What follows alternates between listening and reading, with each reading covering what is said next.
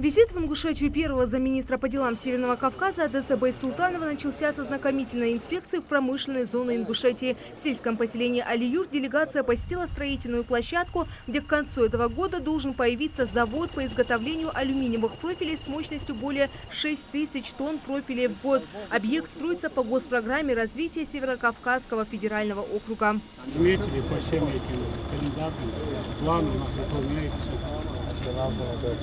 Финансовый первый транш мы получили, что предусмотрено. Уже работающая площадка у нас 139 миллионов вложено. Это в первую очередь запустили, это все сюда перенесется.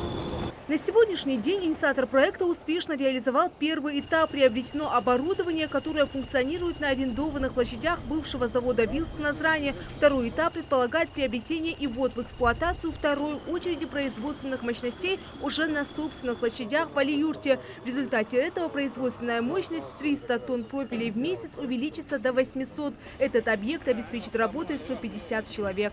Мы планируем здесь половину всех построить и участвовать на будущий год в этой программе, потому что мы будем отсюда вывозиться алюминий из Чечни, Дагестана, другие регионы. Мы здесь будем переплавлять и переработать. Да, в том числе. Это очень серьезный подспорье. Затем Одесса Байсултанова ознакомился с продукцией картонажной фабрики в Карабулаке. Мощность завода по производству картона поражает 300 тысяч квадратных метров в месяц. Это несмотря на то, что предприятие заработало лишь в начале года. Самосборные их собирают и туда упаковывают продукцию. Просто для удобства транспортировки. Да, транспортируют. Если собрать ящики, вот это очень сразу КамАЗ. А здесь сколько вообще? 10 000. Экологичность, легкость, простота изготовления, неприхотливость и доступное сырье. Такая упаковка еще долго будет оставаться востребованной. В нее заворачивают все от пищи до промышленной продукции. Пока предприятие поставляет товар лишь на местный рынок. Мы сейчас собираемся для нашего сад-гиганта обеспечить гофротару для упаковки яблок. Но совсем скоро завод по производству тары и упаковки из гофрированного картона планирует выйти на новый уровень развития. Сейчас продукцию производят благодаря ярославскому оборудованию старого образца.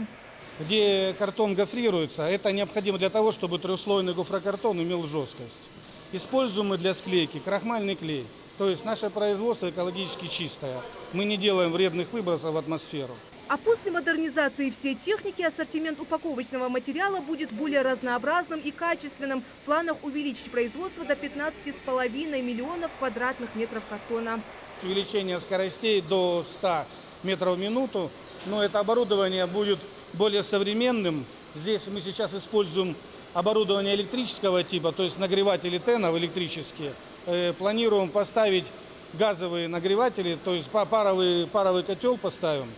И будем использовать уже нагрев паром. Это более дешевое, экономичное и менее энергозатратное производство. Тем самым мы снизим себестоимость где-то на 15%. После закупки нового оборудования предприятие заработает в круглосуточном режиме. За счет этого увеличится и число рабочих мест. Вместе с тем заказы на производство растут и на заводе полимерных труб, где производится более 7000 тонн сырья в год. Продукция с полувековым гарантийным сроком пользуется спросом. В настоящее время фирма «Техстрой» сотрудничает с несколькими крупными компаниями со всего СКПО.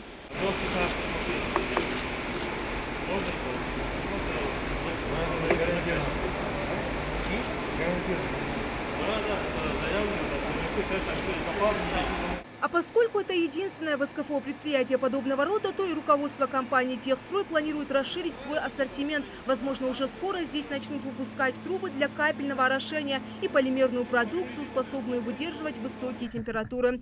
Фериде Миржоева, Залина Могушкова, Хаваш Гойгов. Новости 24.